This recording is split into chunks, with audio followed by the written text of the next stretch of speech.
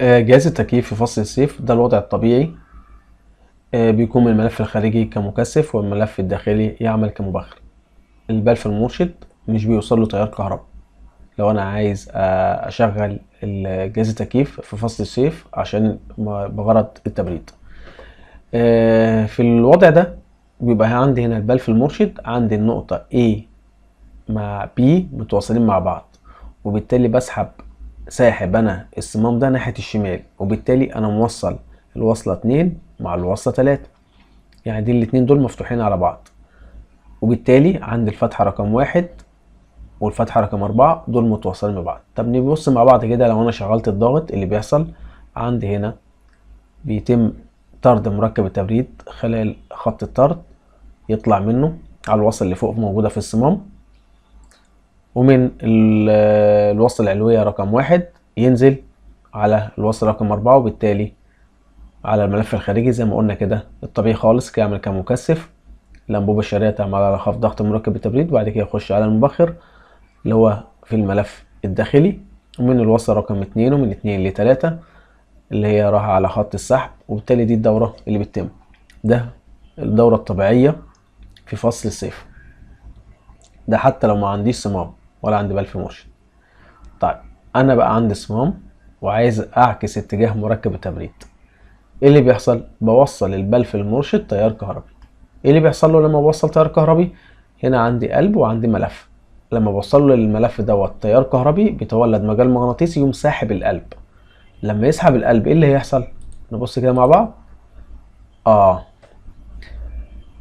وصل لي الوصلة رقم بي، الوصلة بي بالوصلة سي، وبالتالي خلي بالنا بي دي جايبة منين؟ بي دي جايبة من خط السحب، وبالتالي هنا بيتم عملية سحب أو شفط،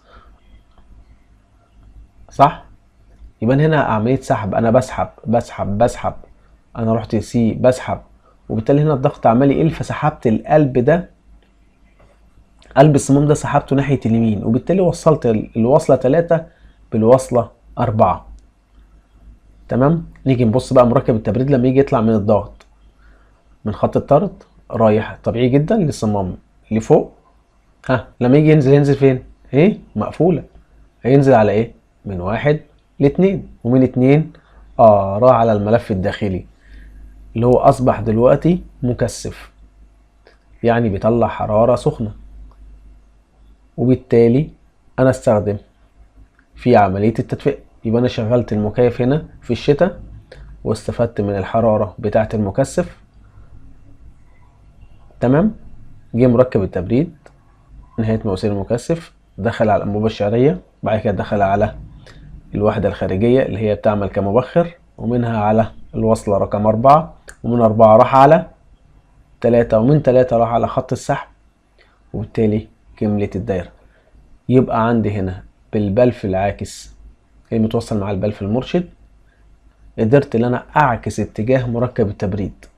لا انا اقدر اوصل بس للبلف المرشد تيار كهربي، اول ما اوصله تيار كهربي عكس الاتجاه على طول، من غير ما اوصله التيار كهربي الدايرة تعتبر دايرة طبيعية جدا، ضغط مكثف مبخر اللي هي فصل الصيف. نبص مع بعض تاني كده، فصل الصيف، فصل الشتاء.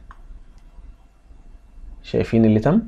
كل ده لا انا اقدر اوصل لده تيار كهربي، عكس الدنيا كلها، ومساعدة طبعا الصمام وحركة القلب جواه. شكرا جدا، واتمنى يكون الدرس بسيط وقدرت افيد بيه الجميع، والسلام عليكم ورحمة الله وبركاته.